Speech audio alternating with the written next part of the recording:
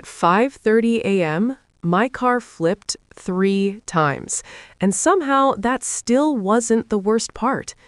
Let that sink in, because what came after the crash, that's what broke me. I remembered the sound first, metal screaming, glass exploding, my hands gripping the wheel so tight my fingers went numb. Then, nothing, just silence. Cold, empty, terrifying silence. And then, beeping. Slow, steady, mechanical.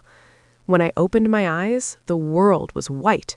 Bright lights above me, a tube down my throat, my chest heavy, my body completely still. I tried to move. Nothing happened. That's when I heard the voice. "Lena, can you hear me?" It was a doctor. Calm. Too calm. "You've been in a severe accident," he said. "Your spine is significantly damaged." Significantly. That word didn't hit me at first. Not until I tried again to move my legs and felt absolutely nothing.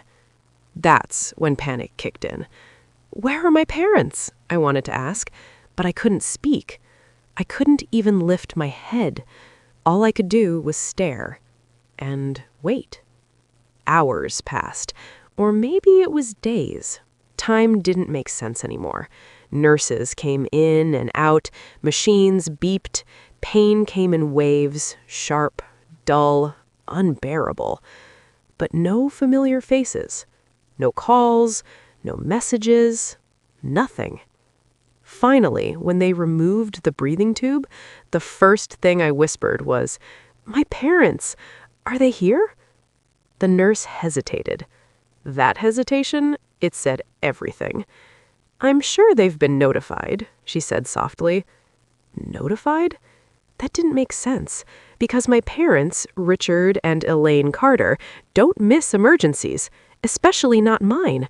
I'm the responsible one, the one who fixes everything, the one who pays for everything, including my brother's life.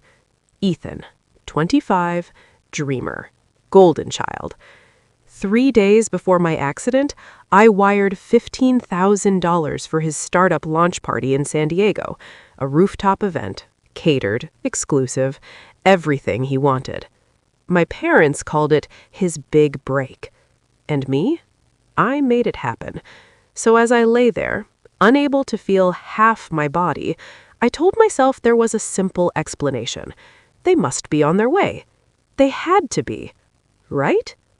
But as the hours turned into days and my hospital room stayed painfully empty, one quiet sentence from a nurse shattered that illusion completely. "Your family, they flew out the morning of your surgery." I stopped breathing for a second, because in that moment, one question hit harder than the crash ever did. Why didn't they come back? Before we continue with this video, please like, subscribe, and turn on the notification bell for updates. While I was lying on an operating table, they were raising champagne glasses. Let that really hit you, because that's the image I couldn't get out of my head. Not the crash, not the pain, not even the fear of never walking again. No, them, smiling, laughing, celebrating, while I was being cut open. But to understand why that hurts so much, you need to understand my family. I'm Lena Carter, 29, the reliable one, the fixer, the safety net. Growing up, there were 2 rules in our house, unspoken but always clear. Ethan dreams, Lena delivers. My younger brother, Ethan, he's charming, magnetic, the kind of person people believe in instantly, including my parents. Every failed business idea, he just needs time. Every financial mess, "You're his sister, Lena, help him out." And I did. Every single time. Rent? Covered. Debts? Paid. And that launch party, the one in San Diego, that was supposed to be different. I remember sitting at my kitchen table 3 nights before the accident, staring at my laptop, hesitating before hitting transfer. "Are you sure about this?" I asked my mom on the phone.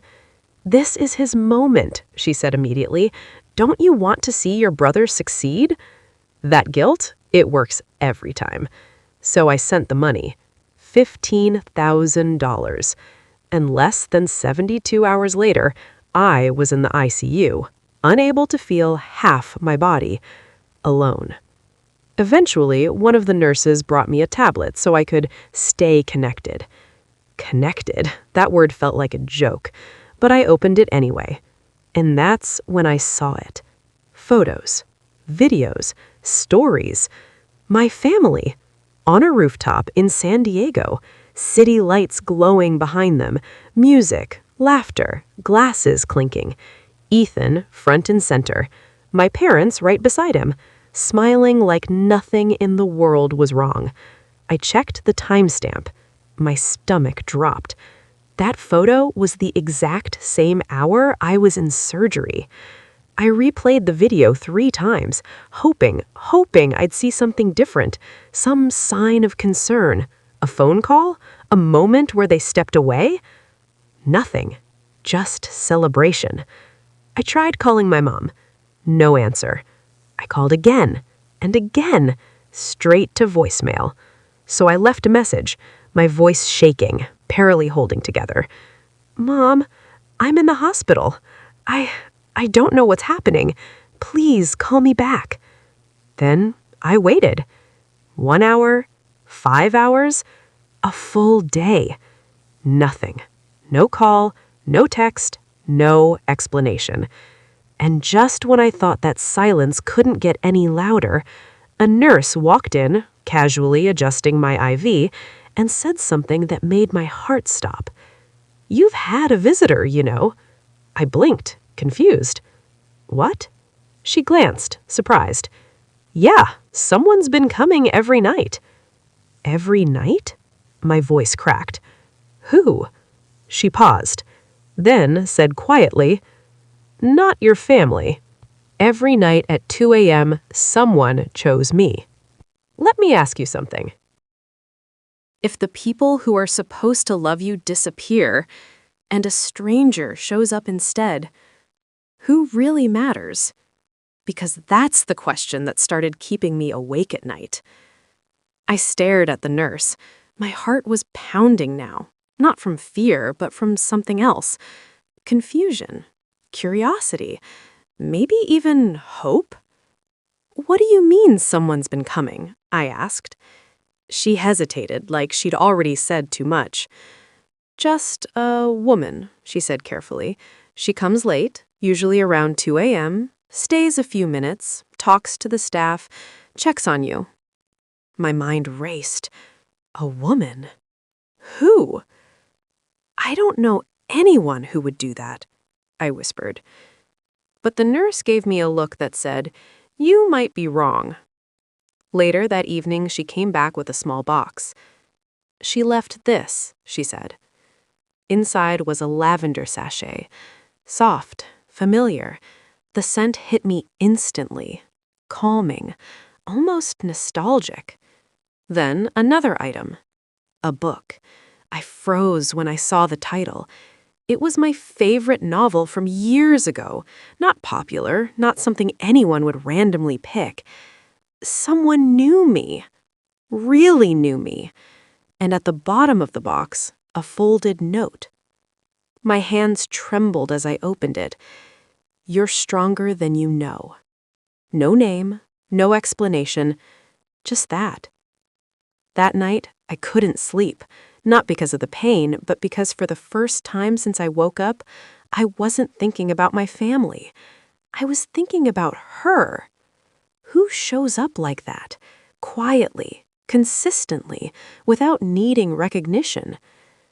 The next morning, I asked every nurse I saw, "Did you see her? Do you know her name? What does she look like?"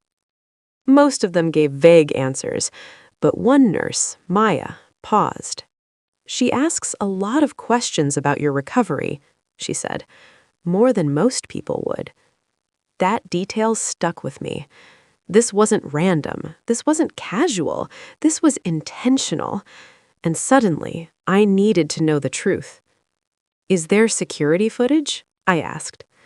Maya blinked. Technically, yes, but patients don't usually. Please, I cut in, my voice cracking. I need to know who cared enough to come when my own family didn't. She studied me for a long moment, then quietly said, "Let me see what I can do." Hours later, she returned. No words, just a small nod. We were doing this.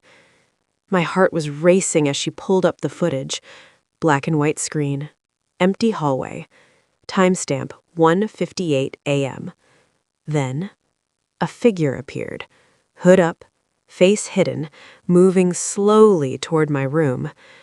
I leaned forward, barely breathing. "Wait," I whispered.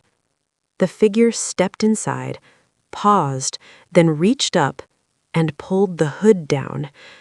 I felt my entire body go cold, because the moment I saw her face, I knew, and nothing about my story made any sense anymore. The moment I saw her face, everything changed. I froze. The security footage showed her clearly now. Not a stranger, not a random passerby. It was Dr. Nadia Reyes, 41, someone I barely remembered, someone I thought I'd lost touch with years ago. Nadia wasn't family. She wasn't a friend from my day-to-day life. She was a former client I had helped years ago. Quietly, without fanfare. She'd been in crisis, and I had stepped in to fix her business, to protect her when she had nowhere else to turn. And then we drifted apart. That was it. No ongoing friendship, no promises. And yet, here she was, night after night, coming into my hospital room, leaving small gifts, asking about me, checking on my condition, watching over me. My chest tightened. A cocktail of relief, confusion, and disbelief settled over me. Someone who didn't have to, cared more than my own family ever had. I demanded answers from Maya. "She paid for extra care," Maya explained quietly. "Made sure your surgery went perfectly, spoke to the doctors, checked your vitals every night through us. She wanted to make sure you were okay." My mind reeled. I couldn't stop staring at the footage, at the proof. While my parents were celebrating Ethan's launch, someone else was literally saving my life. And the irony cut deep. I thought of my parents, the same people who guilted me into funding Ethan's party, the same people who promised they'd be there if anything went wrong, the same people who didn't come at all. And then my phone buzzed. A message from them. "We just heard you were hurt. Why didn't you tell us?" I stared at it, heart pounding, fingers trembling, my entire body a bundle of raw emotion. They knew. They had known from the start. But they chose him over me, chose celebration over surgery, chose distance over care. I couldn't breathe, not from pain, not from fear, but from the sheer weight of betrayal. At the same time, gratitude began to grow. Gratitude for Nadia, for her silent presence, for showing me that care doesn't always come from family. But what about my next step? What about reality outside the hospital room? I had to act. I would confront them. I would reclaim control of my life, and I would never let anyone, no one, decide my worth again. But first, I had to prepare for a new kind of reckoning, because the truth wasn't just a shock, it was a turning point. One that would change everything. The truth hit me like a punch I didn't see coming, but this time it was clear. Everything finally made sense. My parents knew about my accident the moment it happened. The hospital called them. They were fully aware. And yet, they chose to continue their trip. Ethan's launch party mattered more. Their daughter's spine-shattering surgery? not urgent enough, not worth interrupting the celebration. I felt a cold, hollow rage settle inside me, but alongside it, clarity. I finally understood the full picture. The guilt, the excuses, the silence. It wasn't miscommunication, it was choice. And that choice was mine to process. Then I thought of Nadia, Dr. Nadia Reyes, a woman I had helped once, quietly, years ago, someone I barely kept in touch with, and yet, when my own family failed me, she appeared every night, leaving gifts, asking questions, ensuring I survived. She didn't have to. She did it because she remembered my kindness, and in that act, she became my lifeline. Emotion washed over me. Shock, relief, gratitude, anger, all tangled into one moment. I cried like I hadn't cried in years, letting it out. For the first time, I let myself feel the weight of both betrayal and care in one raw moment. I made my decision. I wouldn't respond to my parents' messages. I wouldn't excuse their absence. I wouldn't give them a chance to rewrite the truth. Instead, I wrote a final message. You knew. You chose not to come. I won't forget that.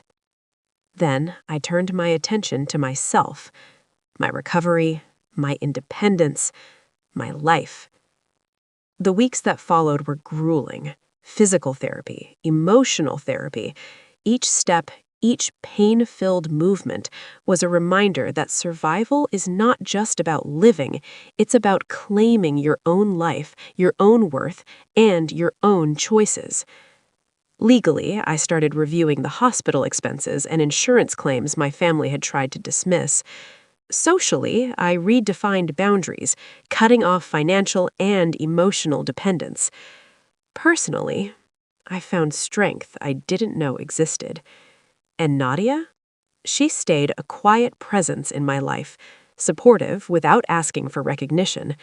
Her visits became part of my healing, a constant reminder that true care isn't measured by blood, it's measured by action. Months later, standing in physical therapy, I opened a small note from Nadia. You survived. Now live. I looked out the window, sunlight on my face, breath steady, heart stronger than it had ever been. The crash didn't break me, my family's absence didn't define me, and the people who truly mattered, who chose to show up, were right there. Sometimes the ones who save your life aren't family. They're the ones who choose you. And in that choice, I found my peace.